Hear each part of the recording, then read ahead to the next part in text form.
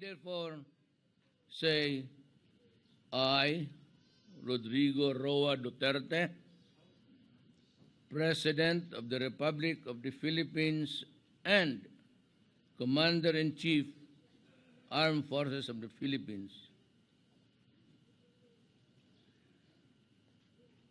Ano bang kasalanan ninyo?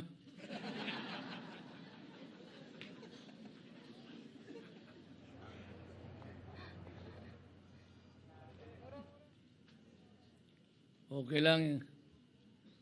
Makasalanan ninyo, okay lang.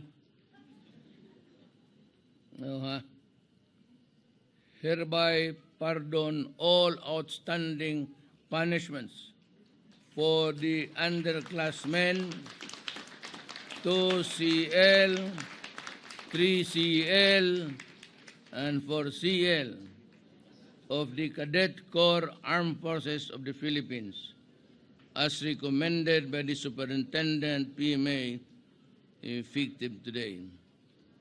Granted this 26th day of May, in the year of the Lord 2019, at PMA, 4th General Gregorio del Pilar, Barangay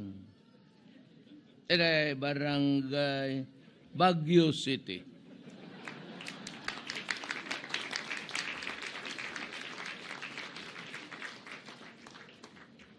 Pirmahan ko na.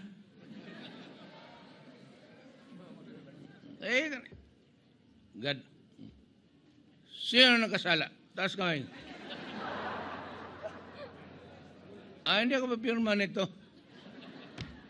You have to be, show to me your face. Who are to be pardoned?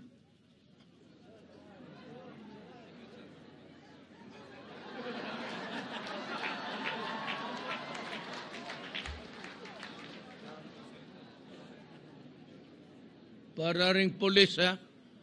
Natuton na kayo sa pulis. Ayaw mag-admit, ha? Well, anyway, I'll pass you this time because I need good and capable soldiers.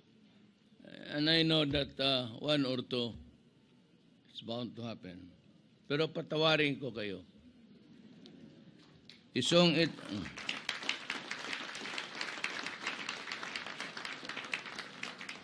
The number one is for rape. Putang ina. Ang number two is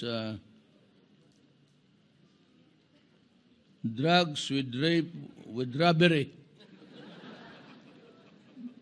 Para sa munting lupa to. Pangatlo, multiple rape of the women of Baguio, the beautiful one. Sino yan?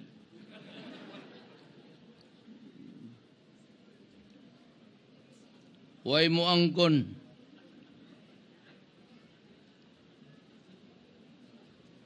Okay? Better luck next time. You are all pardoned. Congratulations.